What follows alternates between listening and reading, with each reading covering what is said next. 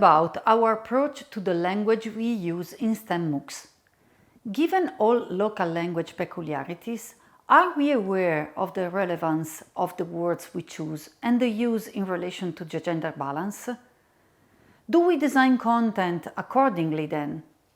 Gender-aware language is not a plus, it is a must if we want to create an inclusive environment for teaching and learning. Let's start with a couple of official definitions coming from institutions that are working toward gender inclusion at the political level.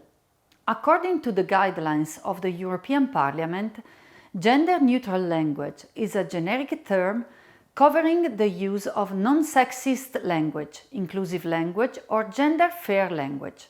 The purpose of gender-neutral language is to avoid word choices which may be interpreted as biased, discriminatory, or demeaning by implying that one sex or social gender is the norm.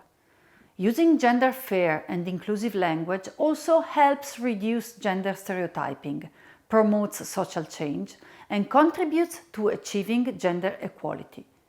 Creating an inclusive environment for learning should then be beneficial not just for women, but also for all the people who do not identify with binary gender identity. We estimate that there are between 6,000 and 7,000 languages spoken in the world.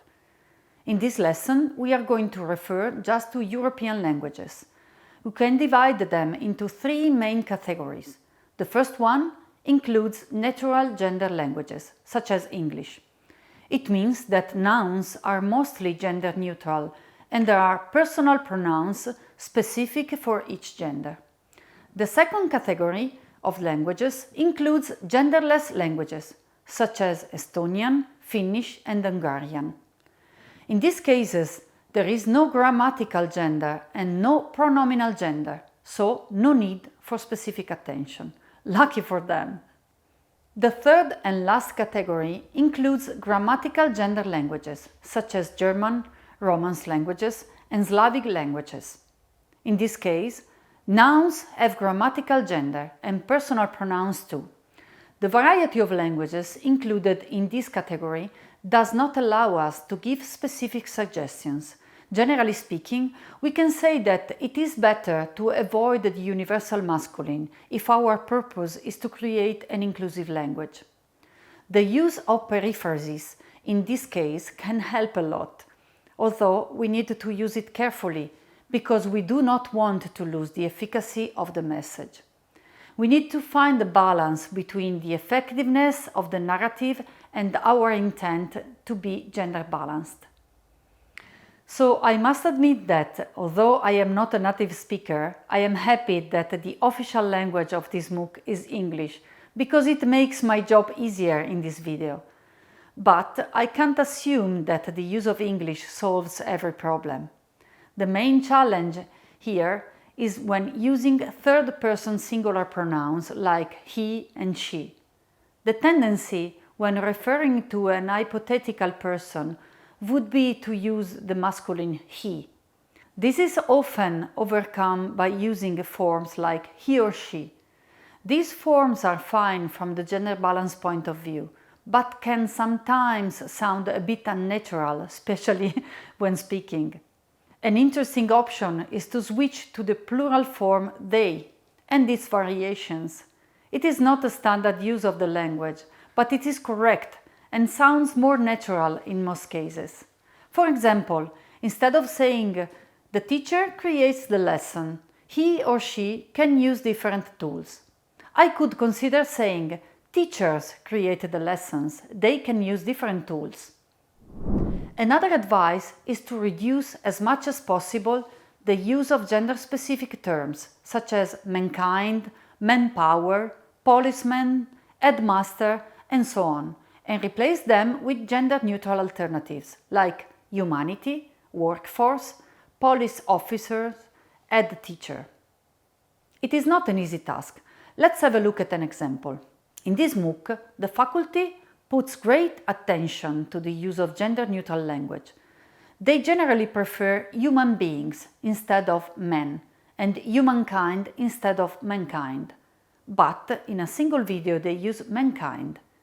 Does it make the MOOC gender unbalanced? Not at all. One of our guiding principles is that we assume a non-judgmental approach in MOOC design.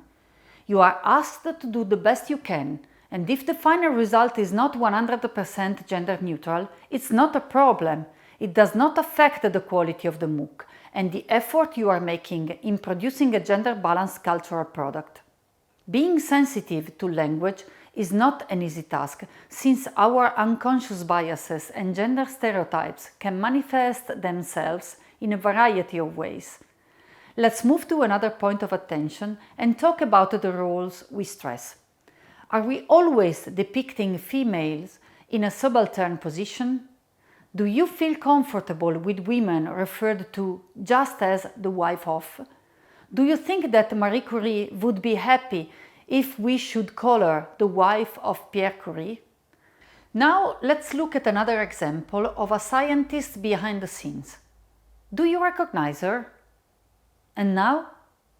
She is Mileva Maric, sometimes called Mileva Maric Einstein. Yes, the wife of Albert Einstein, but also a physicist and mathematician. There is actually a debate about her role in Einstein's studies and discoveries. We are referring to two examples taken from the 19th century. It was quite common to be not recognized as a woman of science. Let's do our best in our MOOCs in order not to perpetuate this bias. Another key point. Are we explicitly referring to the gender of a person even when not relevant? For instance, if you talk about a chemist and add female or woman, you are bringing attention to her gender, triggering potential biases in the audience.